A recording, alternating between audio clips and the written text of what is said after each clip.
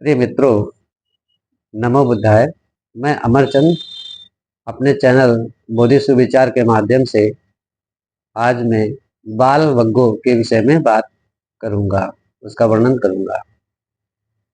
उसके पहले साथियों, कुछ विचार श्रेष्ठ जनों के हैं, ज्ञानी जनों के हैं, जिसे मैं आपको सामने रख रहा हूं।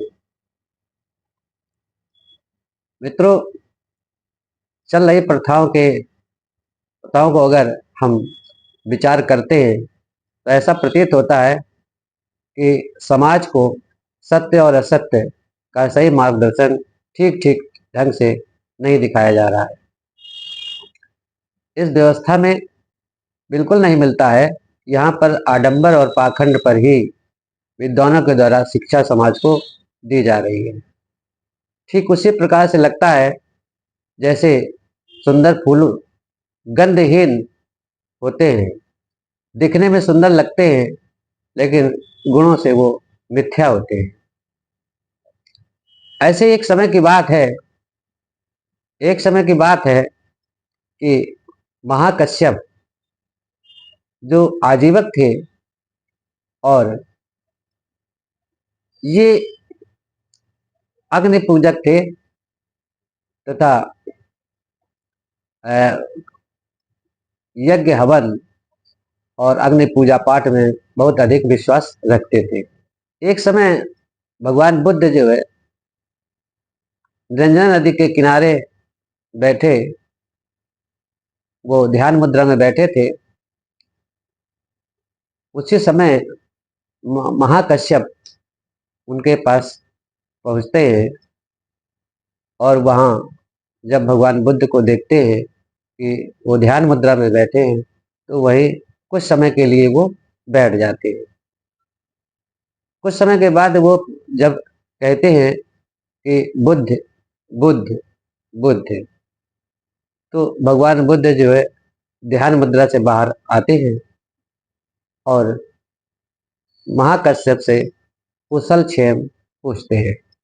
इसी पर महाकश्यप को अपने कार्यों पर एक संदेह था कि जो हम हवन पूजा पाठ करते हैं, क्या इसमें कोई बुराई है? तो वही चीज जो है भगवान बुद्ध से कहते हैं कि क्या ये सत्य है या असत्य है। भगवान बुद्ध वहां पर महाकश्यप से पूछते हैं, प्रश्न करते हैं कि कश्यप, हमें ये बताओ कि कोई व्यक्ति इस नदी के उस पार जाना चाहता है तो कैसे जाएगा? तो महाकश्यप कहते हैं कि बुद्ध, यदि व्यक्ति तैरना जानता है तो तैर करके नदी के उस पार चला जाएगा। पुनः भगवान बुद्ध पूछते हैं कि व्यक्ति अगर वो तैरना नहीं जानता है तो कैसे जाएगा? तो वो कहते हैं कि यदि नदी का जल बहुत अधिक गहरा नहीं है तो वो पैदल पैदल ही उस पार उस किनारे चला जाएगा। पुनः भगवान बुद्ध कहते हैं कि यदि वो पैदल जाना ही ना चाहे तो कैसे जाएगा? तो कश्यप कहते हैं कि वो नाव के माध्यम से जा सकता है। इसी पर कहते हैं भगवान बुद्ध की नाव से भी न जाना चाहे और वो ये कहे कि हम नदी के इस पार बैठ करके हवन पूजा पाठ करते रहेंगे और नदी का किनारा स्वयं चल करके आ जाए। वहीं पर कश्यप कहते हैं कि वो व्यक्ति महामूर्ख होगा जो ऐसा सोचता है।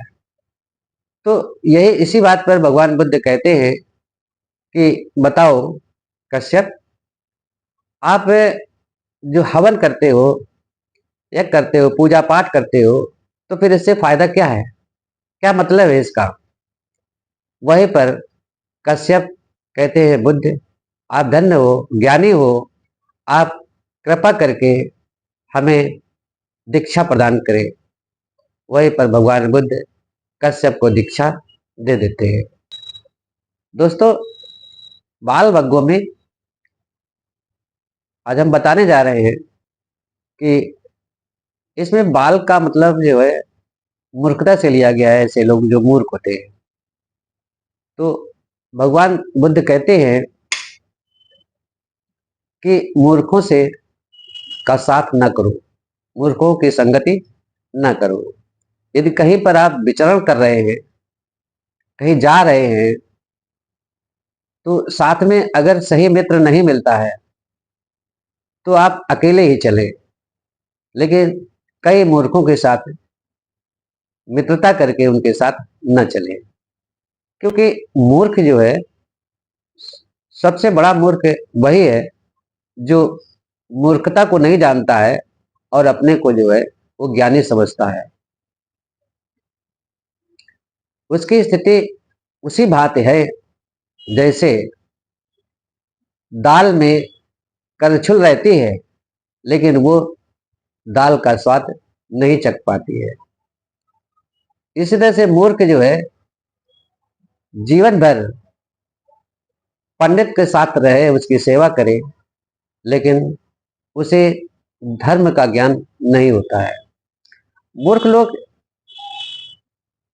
धर्म को नहीं जान पाते हैं, लेकिन पंडित लोग जो है, ज्ञानी लोग जो है, वो धर्म को बहुत जल्दी समझ लेते हैं।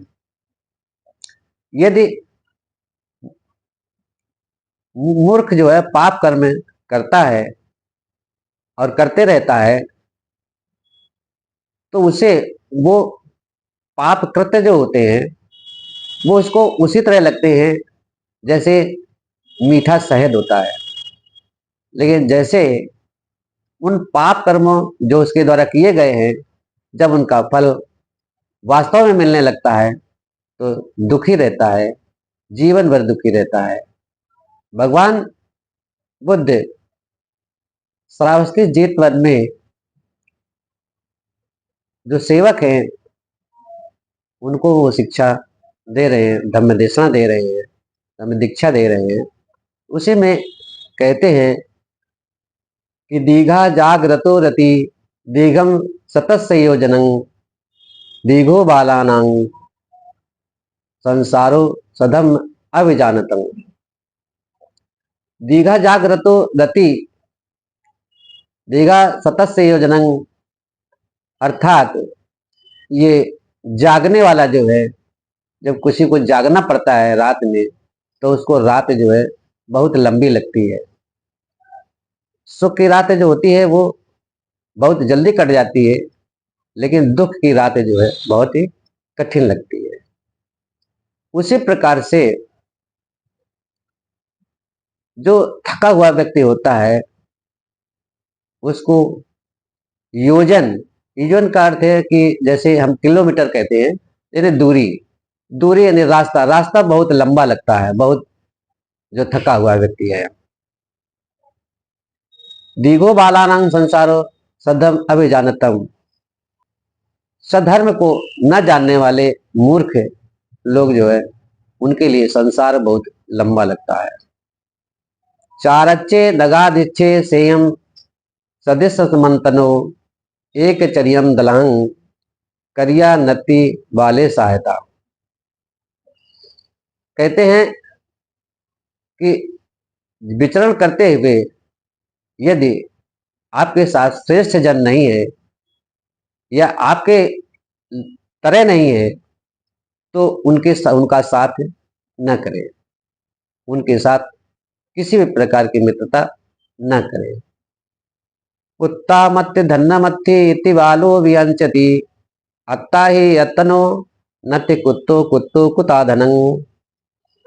संसार में ऐसा है कि सभी प्राणी, सभी पुरुष, सभी जन कहते हैं कि ये मेरा पुत्र है, ये मेरी पत्नी है, ये मेरा धन है। सब अपना कहते हैं कि ये मेरा है, मेरा घर है। उसकी चिंता में जो है पड़े रहते हैं, उसी में परेशान भी रहते हैं। लेकिन जब इस संसार में मनुष्य का अपना ही शरीर नहीं होता है, वो भी छोड़ देता है, तो फिर ये सब धन, अपनापन करना, अपना धन समझना, अपना पुत्र समझना, सब अपना समझना, फिर क्या है? ये तो व्यर्थ है। यो बालो मत्तंजे बाल्यम पंडितो वापिते निशो बालो वा चंदिता मणि सावे बालो उच्यति। जो मूर्ख होता है, यदि वो अपनी मूर्खता को समझता है, वो जानता है कि मैं मूर्ख व्यक्ति हूं, तो वो ऐसा व्यक्ति, इसी कारण से वो पंडित है, वो विद्वान समझा जाएगा, क्योंकि वो जानता है कि मैं मूर्ख हूं। लेकिन बालस्य पंडितमानी सा चयम बाल स्थिते, लेकिन अगर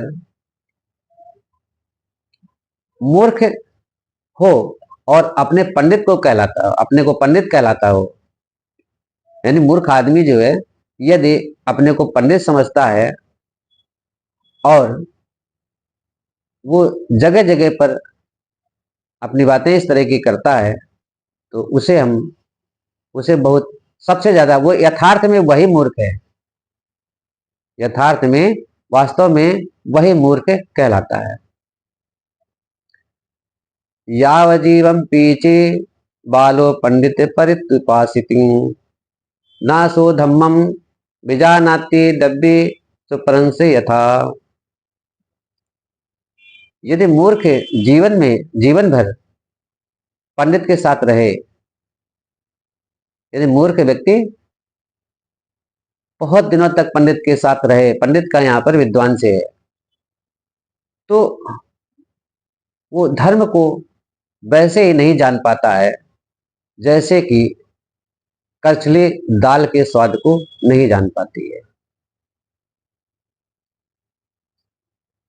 मुहूर्तमपि चे बिच्चु पंडितं परिरूपाय साति क्षिपम धम्मम विजानाति जिम्मम सुप्रस्य यथा।